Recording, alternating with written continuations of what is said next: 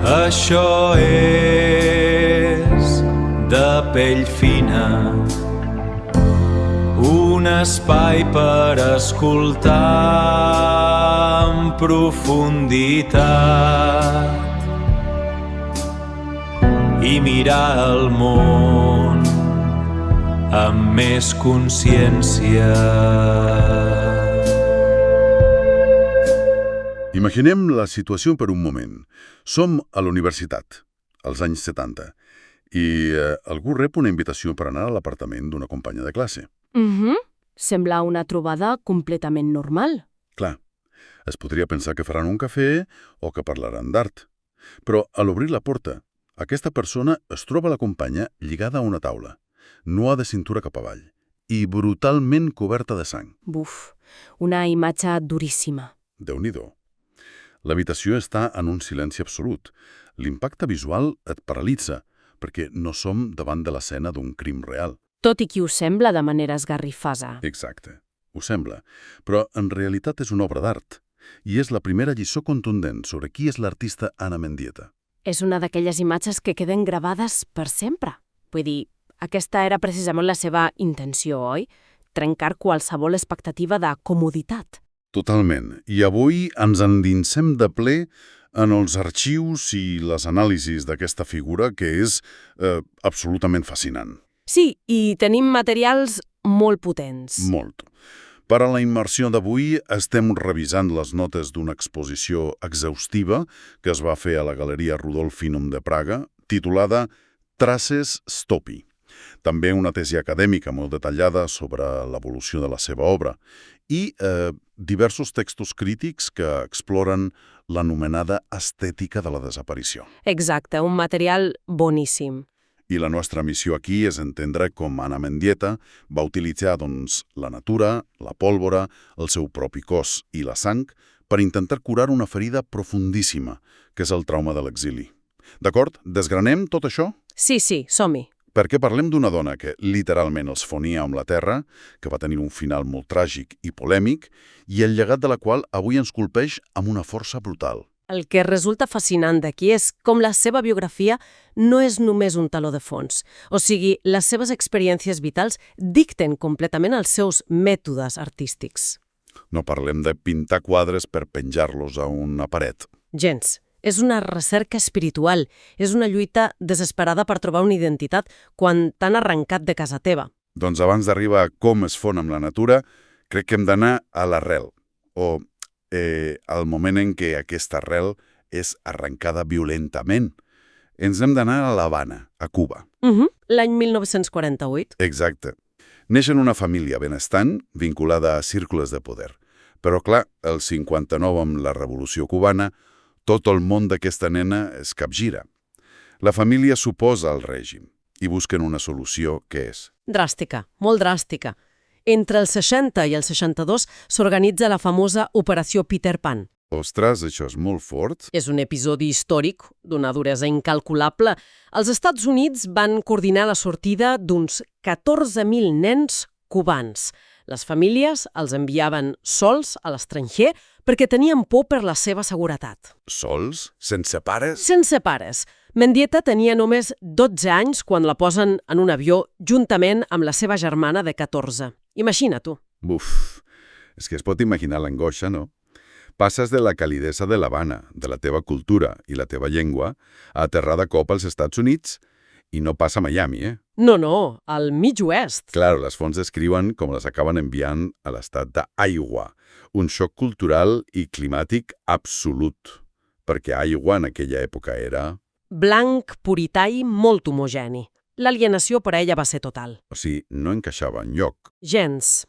I els textos que hem revisat recullen testimonis de com se sentia de jutjada. De fet, es troba atrapada entre dues projeccions molt tòxiques. D'una banda, l'estereotip de la llatina ardent. Clar, una erotització constant. Exacte.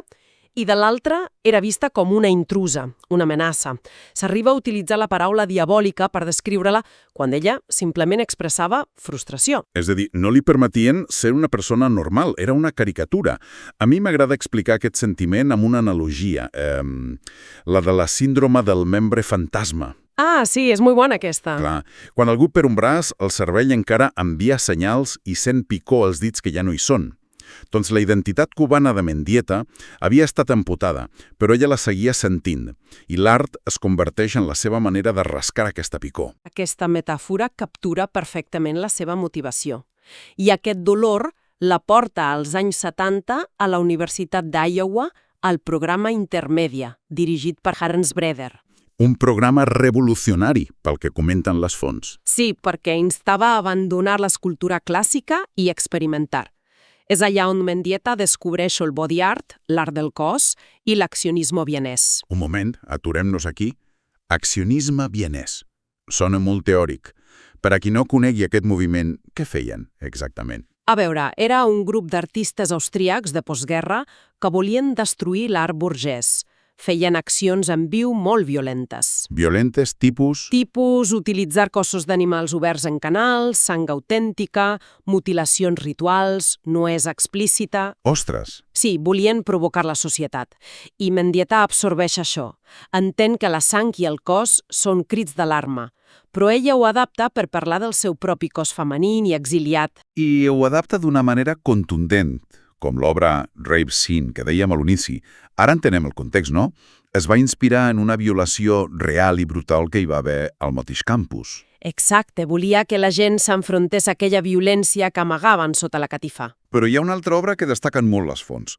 Facial Hair Transplant, del 72. Explica com funciona perquè és... És fascinant i molt cru, sí. Mendieta va convidar un amic, li va començar a tallar la barba pel a pèl. I després es van enganxar aquells pèls a la seva pròpia cara. Caram! Ho va documentar en fotos, i el resultat és ella mirant a càmera amb un bigoti i una barba superrealistes. O sigui, destrossant la idea de la noia llatina bufona. Exacte. Agafa l'expectativa masculina i la converteix en un mirall incòmode.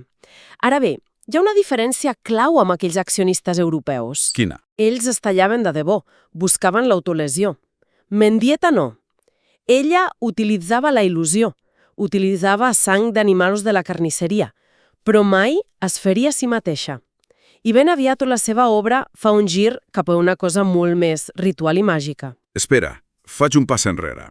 Passar de recrear una violació sanguina a fer rituals màgics és un salt enorme. Com hi arriba?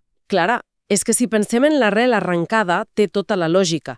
Quan ja has expressat tota la ràbia, què et queda? Suposo que curar la ferida. Això mateix. I com cures una arrel arrencada? Plantant-la en terra nova. Per això viatjà a Mèxic a partir del 73. I allà neix el seu Earth Body Art, l'art del cos i la terra. Mèxico canvia tot. Les fonts expliquen una escena impressionant a Oaxaca. Ella troba una tomba precolombina zapoteca oberta.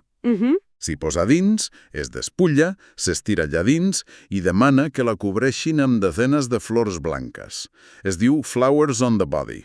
I és la imatge pura de la vida sortint de la mort. Un renaixement. I aquí els textos assenyalen influències claríssimes. Per exemple, Frida Kahlo i el seu retrato de Luther Burbank, on es veu un cos enterrat que actua com a adob per un gran arbre. La mort com a aliment per a la vida. I l'altra gran influència és Octavio Paz, veritat? El laberinto de la soledat. Exacte. Paz descriu com, per a les cultures ancestrals, la mort no és un càstig, sinó part d'un cicle còsmic infinit. Això calma l'angoixa de Mendieta. I llavors ho connecta amb les seves arrels cubanes, amb la santeria i la religió ioruba. Això de la religió ioruba és molt important. Aquí apareix el concepte de la She, oi? Que els analistes destaquen tant. Què és la She exactament? La She és l'energia vital, la força màgica que flueix per la natura. En la santeria, el sacrifici animal allibera aquest She, i Mendieta ho fa explícit a Death of a Chicken, on surt nua aguantant un pollastre blanc acabat de decapitar. Buf! L'animal esquitxant sang sobre ella, una imatge salvatge. Sí, però entenent l'Ashe, veus que vol capturar aquesta energia vital, no és terror. Clar. I és un trencament amb la religió catòlica puritana. Adeu a la Verge Immaculada. Ara bé, vull fer d'advocat del diable un moment. Som als anys 70 i el land art nord-americà estava de moda.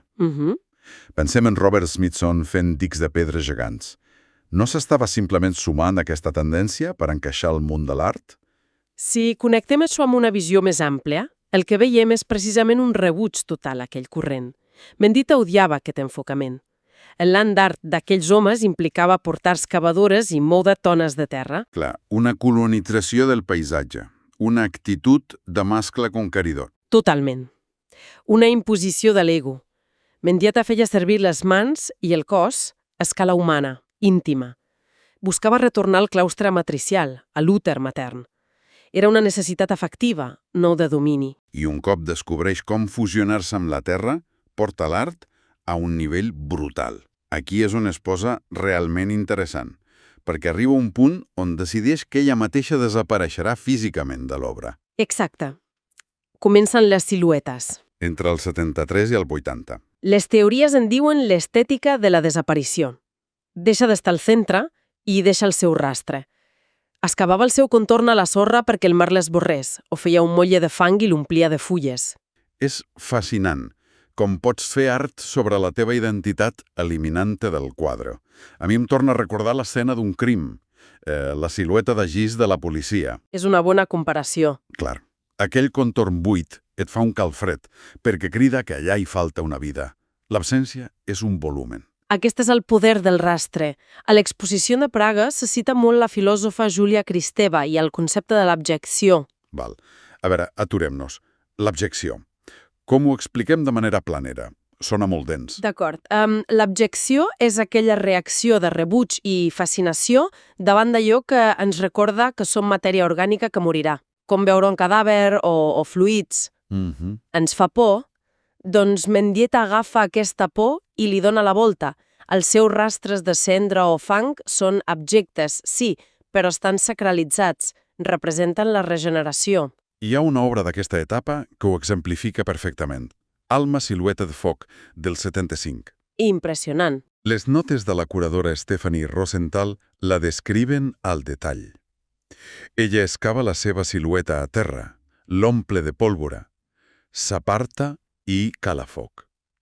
Hi ha una flamarada brillant i quan marxa el fum, què queda? La terra socarrimada. Exacte. Una ferida permanent al sol. Un foc que crema però purifica. Un altre gran exemple és Burial of a Ñáñigo, de l'any 76. Ui, això és com un cavall de Troia conceptual. Ens expliquen que dibuixa una silueta amb 47 espelmes negres, un número del vudú. I la clau és el títol, Ñáñigo, que és un membre d'una societat secreta afrocubana exclusivament masculina, els Abacuà. Està totalment prohibit que una dona hi participi. Clar, i ella s'infiltra simbòlicament. Amb l'absència del seu cos femení, s'apropia d'un espai de poder. Un desafiament brutal. Però clar, hi ha una gran tensió aquí, que l'exposició explora a fons. Si el teu art és fer explotar pólvora en un prat o deixar que la marea s'endugui un molla, com ho ensenyes en una galeria? O com pagues el lloguer, oi? Exacte. Com sobrevius al mercat de l'art si no fas objectes permanents per vendre col·leccionistes? El gran dilema. I la solució que va trobar va ser documentar-ho tot de manera obsessiva. Les fonts parlen del curtmetratge Dentro de la naturaleza, recuperat per la seva neboda Raquel Cecilia. Es demostra que cap acció era improvisada. Cap ni una. Controlava la lent rigorosament amb els seus ajudants. Utilitzava Super 8 per gravar el foc o l'aigua i disparava carrets i carrets de 35 mil·límetres. Així, l'obra efímera passava a l'eternitat fotogràfica. I tot aquest esforç per buscar la seva llar culmina l'any 80, quan per fi aconsegueix els permisos i torna a trepitjar Cuba. Tanca el cercle de l'exili. Diuen les tesis que experimenta un alliberament tan profund que decideix acabar la sèrie de les siluetes per sempre. El fantasma ja ha trobat la seva pau. I el 81 comença la sèrie Isles i les escultures rupestres. Un canvi de paradigma fonamental. Passa de l'aigua i les fulles a buscar la permanència de la pedra. Viatja per Cuba esculpint deses a coves calcàries. I el seu cos es converteix en l'illa de Cuba. Literalment. A Isles, talla troncs pesants, també fa l'obra Oxun, amb monticles de sorra massissos a Florida, apuntant geogràficament cap a Cuba, ja havia trobat la base. I just quan semblava que l'obra madurava cap a una estabilitat, ve el final sobtat i desolador. Al setembre de 1985, cau des d'una finestra del seu apartament a Nova York i mor. Tenia 38 anys. Una pèrdua irreparable. Compartia l'apartament amb el seu marit, l'escultor minimalista Carl André. I el cas va fracturar completament la comunitat artística. Carl André va ser acusat. Sí, va ser acusat i jutjat. I, com recollen els textos, de manera imparcial, després d'un judici molt tens i molt mediàtic, el jutge el va absoldre per falta de proves concloents. També cal destacar la gran resposta al carrer. Els moviments feministes van protestar massivament durant molt de temps.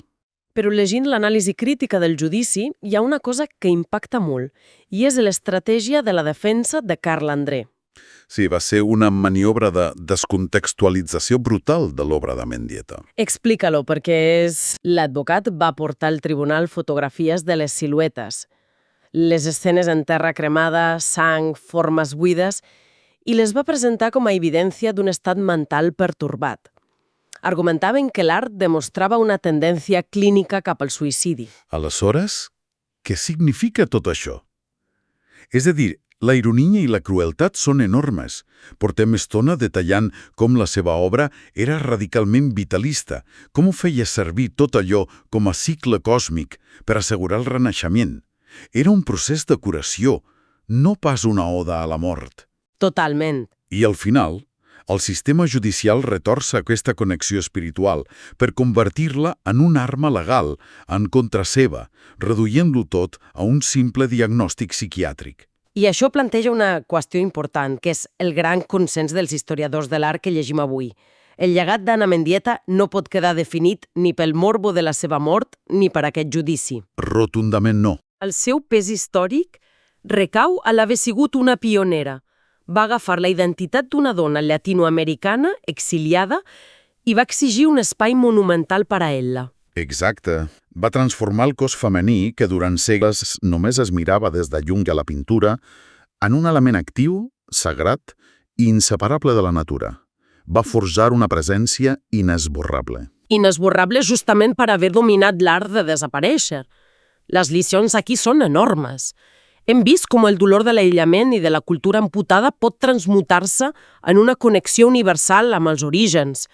El foc vist com una ferida, sí, però que sembra vida futura. Ha estat una revisió completament fascinant, la veritat. Sí, i tan necessària. Desmuntar l'obra de Mendieta, allunyant-nos de l'anècdota judicial, ens ajuda a entendre la potència d'un art tan físic i directe. Doncs, després de recórrer aquest diàleg ple de terra, sang i absències, sorgeix una reflexió final per a qui ens escolta. Val la pena preguntar-se si s'hagués de deixar una única silueta, un sol rastre físic al món, perquè les generacions futures entenguessin quina era la teva veritable llar. De quin material estaria feta aquesta marca? Serien espurnes de foc fugaces, flors blanques, fang al costat de l'oceà, o potser una línia profunda esculpida a la pedra. És sens dubte un bon motiu per rumiar quina és la nostra petjada. Ens retrobem a la propera immersió. Això és De pell fina. Un espai per escoltar en profunditat